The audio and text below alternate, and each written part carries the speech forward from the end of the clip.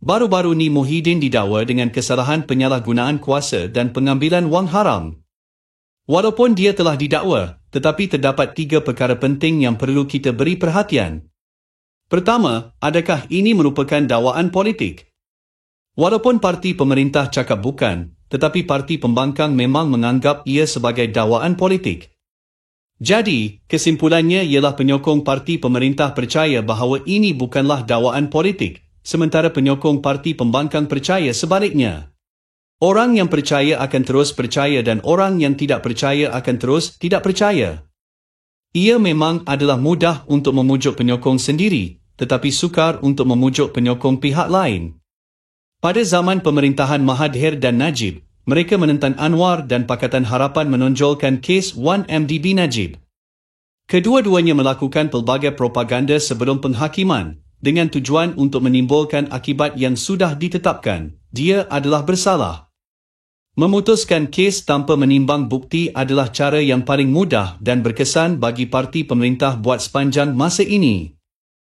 Tetapi, Kerajaan Perikatan Nasional hari ini tidak boleh menggunakan kaedah ini untuk melindungi Zahid kerana Kerajaan Anwar menyatakan bahawa tidak boleh membuat keputusan tanpa pembuktian. Selain itu, adakah Muhyiddin akan meletakkan jawatannya apabila didakwa? Jika pegawai penerangan dan Presiden Parti mengundurkan diri, ia akan memberi kesan kepada kempen pilihan raya. Namun, sesiapa boleh mempersoalkan Muhyiddin tentang perkara ini, tetapi pemimpin kerajaan perpaduan tidak boleh melakukannya. Secara jujur, ini merupakan satu perkara yang amat memalukan bagi mereka. Jadi, boleh kita dapat lihat bahawa Ketua UMNOR, Ketua DAP dan Ketua Muda, semua rakan kongsi politik, tidak dapat beri jawapan yang jelas. Kedua, adakah kebebasan dan keadilan di dalam sistem kehakiman? Seperti peribahasa barat, kebebasan dan keadilan dalam sistem kehakiman, seperti kesucian raja, tidak boleh disangsikan.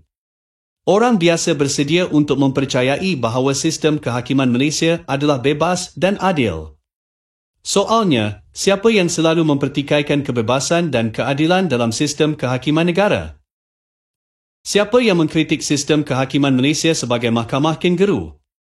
Itu semua adalah pemimpin politik yang kini ada di dalam dan di luar kerajaan.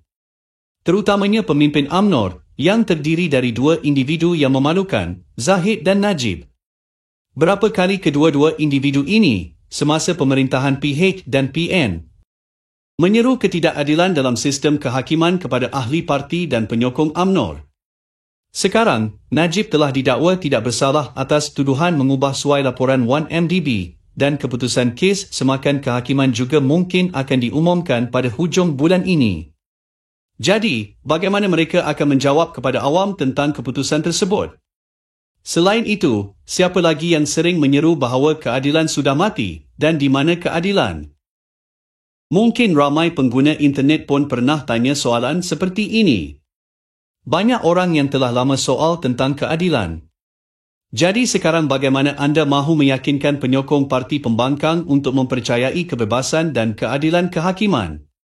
Ketiga, perlukah perubahan kerajaan untuk menangani masalah ini? Pemimpin politik perlu memberantas rasuah dan penyelewengan, tentu saja rakyat kecil menyokong. Tidak dapat dinafikan, penjawat awam yang rasuah harus dihukum. Namun, perlu diingat, memberantas rasuah tidak boleh hanya menargetkan kepada pegawai rasuah kerajaan sebelum ini, malah juga harus menangani rasuah dalam pentadbiran kini. Jika tidak, kita hanya menukar kerajaan tetapi tidak memerangi rasuah dalam pentadbiran kini. Bagaimana untuk meyakinkan penyokong parti pembangkang bahawa ini bukan pemilihan tindakan? Kerajaan Anwar ingin memberantas rasuah dan penyelewengan, tetapi sasaran kini adalah pada Parti Bersatu dan UMNOR. Penyokong semestinya berasa gembira dan memberikan sokongan. Masalahnya ialah kerana mereka adalah kerajaan, mereka tidak mempunyai kelebihan sebagai parti pembangkang dan dengan kluster malu yang terlibat.